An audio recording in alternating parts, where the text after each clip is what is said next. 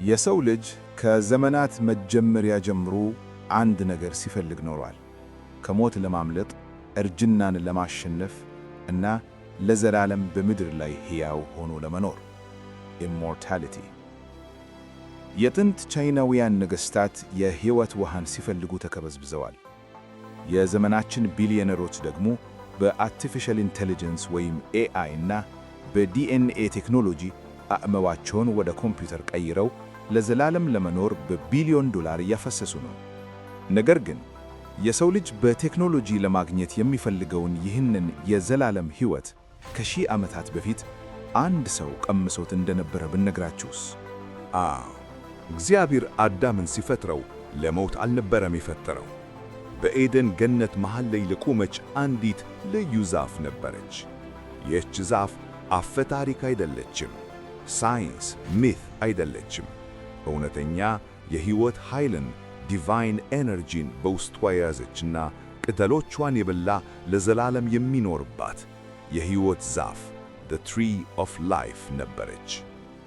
ግን አስቡት፣ አዳምና ሔዋን ኃጢአት ሰርተው ከኤደን ገነት ሲባረሩ እግዚአብሔር ወደዚች ዛፍ እንዳይጠጉ ኪሩቤል የተባሉትን አስፈሪ መላእክትንና የምትገላበጥ የነበልባል ሰይፍ አስቀመጠ።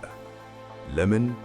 ኃጢአት የሠራው የሰው ልጅ የሕይወት ዛፍን በልቶ ለዘላለም በኃጢአትና በስቃይ ኢሞርታል ሲነር ሆኖ እንዳይቀር በማሰብ ነበር። ታዲያ የኤደን ገነት የት ገባች? ይህች ለዘላለም የሚያኖረውን ፍሬ የምትሰጠው የሕይወት ዛፍስ ከኖህ የጥፋት ውሃ በኋላ ጠፋች? ወይስ ዛሬም ድረስ በዚች ምድር ላይ የሰው ልጅ በማይደርስበት ነገር ግን በምስጢራዊ ማኅበራትና በጥንት መዛግብት ብቻ በሚታወቅ ስፍራ ተደብቃ ትገኛለች? ወደ ቻናላችን የተሰወረው ምስጢር እንኳን በደህና መጣችሁ። ዛሬ ሳይንስ ሊደርስበት የፈራውን ከመጽሐፍ ቅዱስ ገጾች በስተጀርባ የተደበቀውን የሕይወት ዛፍን አስደንጋጭ እንቆቅልሽን እንፈታለን። አብራችሁን ቆዩ። በዘፍጥረት መጽሐፍ ምዕራፍ 2 ቁጥር 8 እና 9 ላይ እግዚአብሔር ከኤደን በስተ ምሥራቅ ገነትን እንደተከለ ይነግረናል። በዚያች ገነት ውስጥ ለማየት የሚያስደስት ለመብላትም መልካም የሆነ ዛፍ ሁሉ ነበረ። ነገር ግን በገነት መሃል ልክ እንደ ከተማ ማዕከል ሁለት እጅግ ልዩ የሆኑ ዛፎች ቆመው ነበር። አንደኛው አዳም እንዳይበላው የተከለከለው መልካምና ክፉን የሚያስታውቀው ዛፍ the tree of knowledge ሲሆን፣ ሁለተኛው ደግሞ ማንም ሳይከለክለው ቀርቶ ነገር ግን አዳም ያልበላው የሕይወት ዛፍ the tree of life ነበር። እስኪ ይህንን እንቆቅልሽ በጥልቀት እንየው። የሰው ልጅ ተፈጥሮ ሁልጊዜም ለተከለከለው ነገር ይጓጓል። ዲያብሎስ በእባብ ተመስሎ ሔዋንን ሲያታልላት የሕይወትን ዛፍ እንድትበላ አልገፋፋትም። ለምን? ምክንያቱም ዲያብሎስ የሰው ልጅ ለዘላለም አምላክን የመሰለ እንዲኖር አልፈለገም። የፈለገው የሰው ልጅ የእግዚአብሔርን ትእዛዝ ጥሶ መልካምንና ክፉን አውቆ በሞትና በኃጢአት ሥር እንዲወድቅ ነበር። አዳምና ሔዋን የተከለከለውን ፍሬ በሉ። ወዲያውኑም ዐይኖቻቸው ተከፈቱ፣ ራቁታቸውን መሆናቸውን አወቁ፣ ፍርሃትም ገባባቸው። ነገር ግን እግዚአብሔር ወደ ገነት ሲመጣ የተናገረው ቃል እጅግ የሚያስደነግጥ ነበር። በዘፍጥረት 3:22 ላይ እንዲህ ይላል፣ እነሆ አዳም መልካምንና ክፉን ለማወቅ ከእኛ እንደ አንዱ ሆነ። አሁንም እጁን እንዳይዘረጋ ደግሞም ከሕይወት ዛፍ ወስዶ እንዳይበላ ለዘላለምም ሕያው ሆኖ እንዳይኖር እግዚአብሔር አዳምን ከገነት ያባረረው በቁጣ ብቻ አልነበረም፣ በመዳን ሳልቬሽን ምክንያትም ጭምር ነበር። አስቡት፣ ኃጢአት የሠራ በበሽታ የሚሰቃይ እርጅናና ሕመም የሚሰማው የሰው ልጅ የሕይወትን ዛፍ በልቶ ቢሆን ኖሮ ለዘላለም ኢሞርታል በዚያው አሰቃቂ የኃጢአትና የጭንቀት ሁኔታ ውስጥ ይኖር ነበር። ሞት ለሰው ልጅ ማረፊያ ሆኖ የተሰጠ እንጂ ፍጹም እርግማን አልነበረም። ስለዚህ አዳም ከገነት ተባረረ። እግዚአብሔርም ወደ ሕይወት ዛፍ የሚወስደውን መንገድ እንዲጠበቁ ኪሩቤልንና የምትገላበጥ የነበልባል ሰይፍን በኤዴን ምስራቅ አስቀመጠ። የሰው ልጅ ከሕይወት ዛፍ ጋር ያለው ግንኙነት እዚህ ጋር ያበቃ ይመስል ነበር። ነገር ግን የጥልቁ ምስጢር ይህ አልነበረም። አዳም ከገነት ሲወጣ ያጣው የሕይወት ዛፍ በታሪክ ውስጥ እንደገና በተለያየ መልክ ብቅ ማለቱን ቀጥሏል። ማንም ያላሰበው አስደንጋጭ ክስተት የተፈጠረው እዚህ ጋር ነው። ከኖህ የጥፋት ውሃ በኋላ ይህች ገነትና የሕይወት ዛፍ የት ገቡ? አርኪኦሎጂስቶችና ጥንታዊ መዛግብት ስለዚች ዛፍ ምን ይላሉ? ከአዳም መባረር በኋላ የሰው ልጅ በምድር ላይ በዛ፣ ኀጢአትም ከሰው ልጅ ጋር አብሮ አደገ። ከዚያም ታላቁ የኖህ የጥፋት ውሃ the great flood መጣ። ውሃው ምድርን በሙሉ ሸፈናት፣ የሰው ልጅንም ሥልጣኔ አጠፋው። ታዲያ የኤደን ገነትና የሕይወት ዛፍ በጥፋት ውሃ ጠፉ? መጽሐፍ ቅዱስ የኤደን ገነት በውሃ እንደጠፋች አይነግረንም። ብዙ የሥነ መለኮት ምሁራን ቴዎሎጂያንስ እና ጥንታዊ የአይሁድ መዛግብት ሚድራሽ እንደሚያምኑት የኤደን ገነት በምድር ላይ ያለች ቁሳዊ ፊዚካል ቦታ ብትሆንም ከውድቀቱ በኋላ ግን እግዚአብሔር ይችን ቅድስት ስፍራ ከሰው ልጅ እይታ ሰወራት፣ ወይንም ወደ ላቀ መንፈሳዊ ገጽታ ሃየር ዳይሜንሽን አነሳት። ነገር ግን የሰው ልጅ ይህችን የሕይወት ዛፍ ፍለጋ አላቆምም።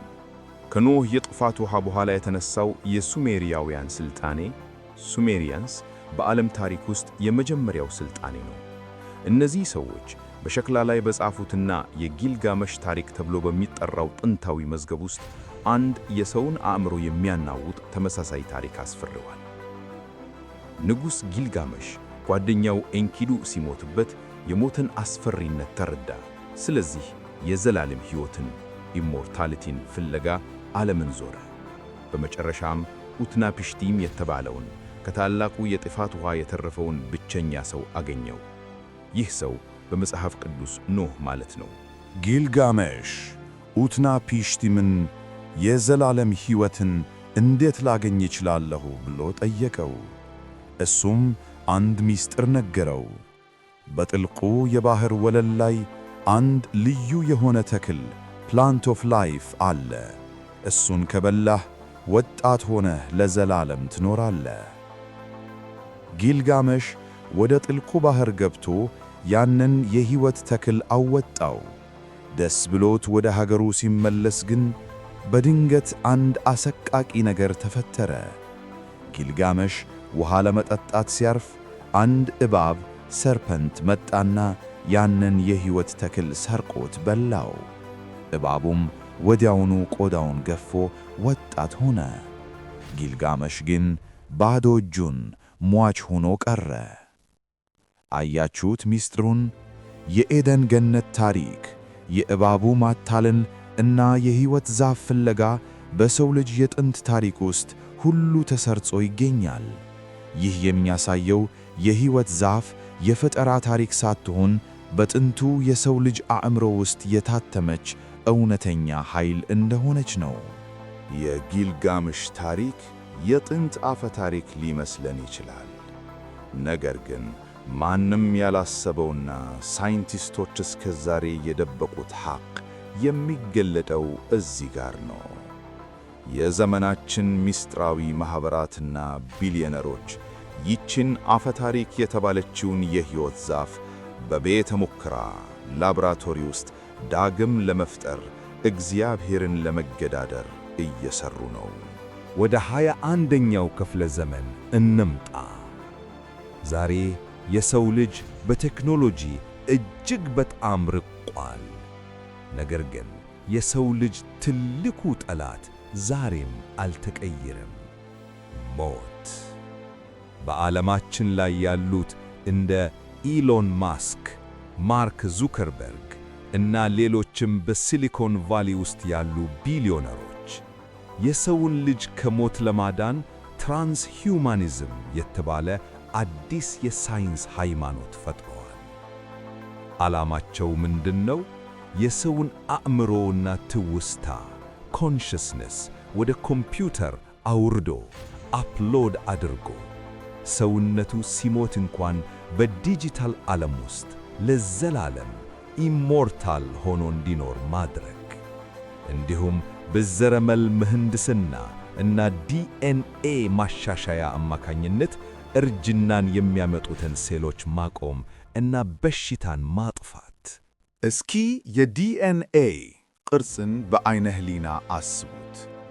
ዲኤንኤ ልክ እንደተጠማዘዘ መሰላል ደብል ሂሊክስ ነው። ሳይንቲስቶች ይህንን የዲኤንኤ ቅርጽ ምን ብለው እንደሚጠሩት ታውቃላችሁ? The Tree of Life፣ የሕይወት ዛፍ። አዎ፣ የሰው ልጅ ሕይወት የተጻፈበትን ኮድ የሕይወት ዛፍ ብለው ይጠሩታል። የጥንቶቹ አባቶቻችን በኤደን ገነት ያጡትን የሕይወት ዛፍ የዘመናችን ሳይንቲስቶች በቤተ ሙከራ ውስጥ ዳግም ለመፍጠርና የሰውን ልጅ አምላክ ለማድረግ ሆሞ ዴኡስ እየሞከሩ ነው። ነገር ግን እግዚአብሔር አዳምን ከኤደን ሲያባርር ለዘላለም በኃጢአት ሆኖ እንዳይኖር ብሎ እንደነበር አስታውሱ። ዛሬ የሰው ልጅ ቴክኖሎጂን ተጠቅሞ የዘላለም ሕይወትን ቢያገኝ ያለ እግዚአብሔር በኃጢአት፣ በጥላቻ፣ በጦርነትና በጭንቀት የተሞላች አሰቃቂ የዘላለም ሲኦል ኢሞርታል ሄል በምድር ላይ አይፈጥርም ትላላችሁ? የሰው ልጅ የቱንም ያህል በቴክኖሎጂ ቢራቀቅ የሕይወትን ዛፍ በራሱ አቅም ሊያገኛት አይችልም። ምክንያቱም ያቺ ዛፍ የምትገኘው በሳይንስ ሳይሆን መንፈሳዊው ዓለም ውስጥ ነውና። ታዲያ የሕይወት ዛፍ በርግጥ ጠፍታለች ማለት ነው? የሰው ልጅ ዳግም ወደ እርሷ የሚደርስበት መንገድ የለም? ምስጢሩ ያለው እዚህ ጋር ነው። የሕይወት ዛፍ አልጠፋችም፣ አሁንም አለች። ነገር ግን የሰው ልጅ ዳግም ሊበላት የሚችለው በኤደን ገነት ሳይሆን በሌላ እጅግ በሚያስገርምና አስፈሪ ስፍራ ነው። የሕይወት ዛፍ በዘፍጥረት መጽሐፍ የመጀመሪያዎቹ ምዕራፎች ላይ ታይታ ተሰውራለች። ነገር ግን መጽሐፍ ቅዱስን ስናጠና በመጨረሻው መጽሐፍ በራእይ ዮሐንስ ምዕራፍ 22 ላይ ይህቺ የተሰወረች ዛፍ በታላቅ ክብር ዳግም ትገለጣለች። ዮሐንስ ባየው ራእይ እንዲህ ይላል፣ በአደባባይዋም መካከል በወንዙም ወዲያና ወዲህ 12 ፍሬ የምታፈራ በየወሩም ፍሬዋን የምትሰጥ የሕይወት ዛፍ ነበረች። የዛፉም ቅጠሎች አሕዛብን ለመፈወስ ነበሩ። አስተውላችሁ፣ የሕይወት ዛፍ አልጠፋችም። እግዚአብሔር ይህችን ዛፍ ከአዳም የሰወራት የሰው ልጅ በኃጢአቱ ነፃ ወጥቶ በክርስቶስ ደም ታጥቦ አዲስ ፍጥረት ሆኖ ወደ አዲሲቷ ሰማያዊት ኢየሩሳሌም እስኪገባ ድረስ ነበር። በኤደን ገነት ኪሩቤል መላእክትና የነበልባል ሰይፍ ጠበቋት የነበረችው ዛፍ በመጨረሻው ዘመን ኃጢአት፣ ሞት እና ስቃይ ከምድር ላይ ሲጠፋ ለጻድቃን ሁሉ ክፍት ትሆናለች። ቅጠሎቿም የሰውን ልጅ ዘላቂ ቁስል፣ የዘመናት ስቃይ የሚፈውሱ ይሆናሉ። የሰው ልጅ በቴክኖሎጂ፣ በሳይንስ እና በምስጢራዊ ማኅበራት AI and ትራንስሁማኒዝም አማካኝነት የዘላለም ሕይወትን ለመስረቅ የሚያደርገው ጥረት ሁሉ በመጨረሻው ከንቱ ይሆናል። እውነተኛውና ለዘላለም የሚያኖረው የሕይወት ዛፍ የሚሰጠው ለገንዘብ ጌቶች ሳይሆን የእግዚአብሔርን ስም ለሚፈሩት ብቻ ነው።